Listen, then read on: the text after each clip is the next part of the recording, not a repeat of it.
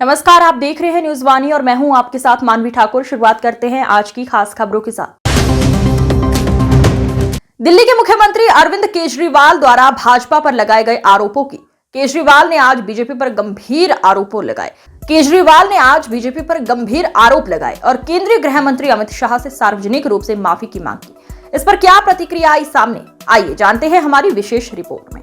अरविंद केजरीवाल के इस बयान ने राजनीतिक हलकों में हलचल मचा दी है। दिल्ली के मुख्यमंत्री ने न सिर्फ बीजेपी पर आरोप लगाए बल्कि केंद्रीय गृह मंत्री अमित शाह से सार्वजनिक रूप से माफी भी मांग की। उनकी कहना है कि बीजेपी के नेता दिल्ली की राजनीति को अस्थिर करने के लिए किसी भी हद तक जा सकते हैं। अरविंद केजरीवाल ने बीजेपी पर गंभीर आरोप लगाए हैं और ये देखना दिलचस्प होगा कि इस मामले में बीजेपी और अमित शाह की तरफ से क्या प्रतिक्रिया आती है। तक सीमित नहीं है, पूरी दिल्ली के अंदर मेरे पास न जाने कितने हमारे कैंडिडेट्स आ चुके हैं।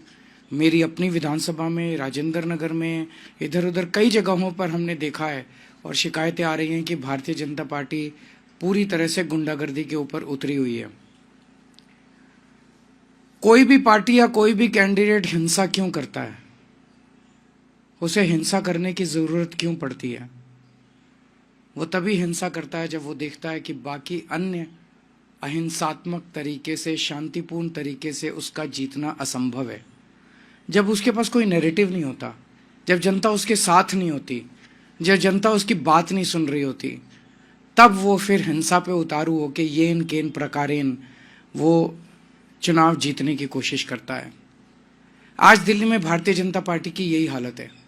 पूरी दिल्ली में भारतीय जनता पार्टी अपनी ऐतिहासिक हार की तरफ धीरे धीरे, या मैं कहूँ तेजी से बढ़ती जा रही है। ये हार ऐसी होने वाली है भारतीय जनता पार्टी की, शायद भारतीय इतिहास के अंदर लिखा जाएगा कि एक पार्टी थी जो इतनी बुरी तरह से हारी। उसकी वजह से अब इसकी कमान अमित शाह जी ने संभाल ली है केंद्र में, और पूरी दिल्ली पुलिस को कानून व्यवस्था से विड्रॉ कर दिया गया है। और पूरी दिल्ली पुलिस को विड्रॉ करके उनको केवल और केवल भारतीय जनता पार्टी के चुनाव प्रचार में करने में, पूरी दिल्ली पुलिस अब भारतीय जनता पार्टी का चुनाव प्रचार कर रही है। और चुनाव प्रचार कैसे कर रही है? पूरे खुलेआम गुंडागर्दी चल रही है, पैसे बांटे जा रहे हैं, सामान बांटे जा रहे हैं, साड़ियां बांटी जा रही हैं, और पुलिस वहीं खड़ी होती है। पुलिस बाकायदा लोगों को लाइन में खड़ा करा के प्रॉपरली उनको सामान दिलवाती है, प्रॉपरली पैसे दिलवाती है, चेक करती है। वोटर हो तो सामान लो, वोटर नहीं हो, वोट नहीं बना हुआ तो पुलिस बाकायदा चेक कर करके सामान बंटवा रही है। तो पुलिस के संरक्षण में पूरी दिल्ली से दिल्ली पुलिस को विड्रॉ कर लिया गया कानून व्यवस्था से। और इसलिए हम देख रहे हैं पिछले कुछ दिनों में किस तरह से पहले से ही चरमराई हुई थी दिल्ली की कानून व्यवस्था, अब तो पूरी तरह से ध्वस्त हो चुकी है दिल्ली की कानून व्यवस्था, क्योंकि दिल्ली के लोगों के संरक्षण देने के लिए, उनको सुरक्षा देने के लिए कोई पुलिस अवेलेबल नहीं है।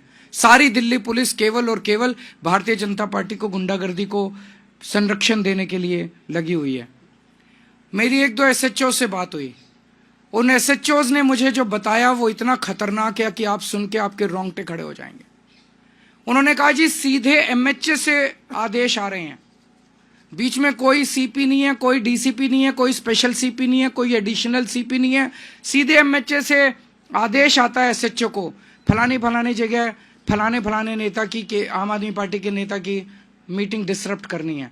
और पुलिस वहां पे बाकायदा लेके जाती है बीजेपी के गुंडों को, अपने संरक्षण में वहां पे गुंडागर्दी करवाती है।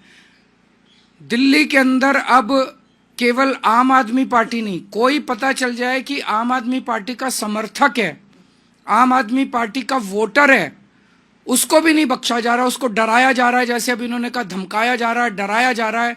और पूरी दिल्ली के अंदर एक जबरदस्त डर का माहौल है कि खबरदार अगर आम आदमी पार्टी को वोट दिया तो।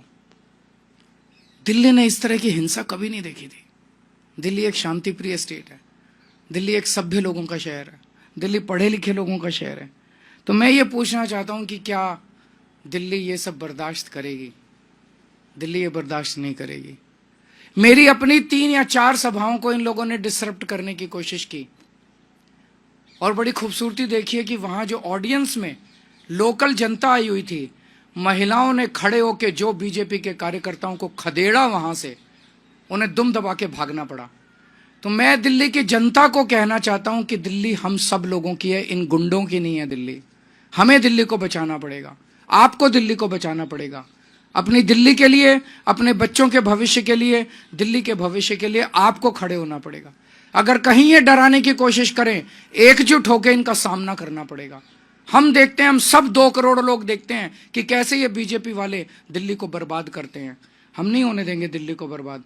और आप सोच के देखो, चुनाव के पहले अगर ये गुंडागर्दी इस तरह की कर रहे हैं, खुदा ना खास्ता अगर ये जीत गए तो चुनाव के बाद ये दिल्ली का क्या हाल करेंगे, इसकी आप कल्पना भी नहीं कर सकते।